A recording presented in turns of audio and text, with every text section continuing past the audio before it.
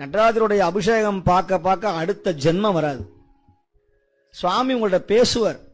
பால் அபிஷேகம் இன்னைக்கு பாருங்க, அனுபவிச்சு இருக்கிற சுவாமிகள்லயே பெரிய சுவாமி யாரு சொன்னா அம்பலவான பெருமானை தவிர வேற யார்? கடவுளாசரை நீங்க தரிசனம் பண்ணவே முடியாது, அவன் பக்கத்துல போகவே முடியாது. நீங்க மற்ற கடவுள்கிட்ட போலாம், சிவகிட்ட போலாம், ஆனா அம்பலவான பெருமான தரிசனத்தை நீங்க பார்க்கவே முடியாது. ஏன்னா அவனை பார்த்தா முக்தி தான். பிரபஞ்ச நாயகன், அண்ட சராசரமெல்லாம் கடந்த அப்பன் அம்பலவான பெருமான்.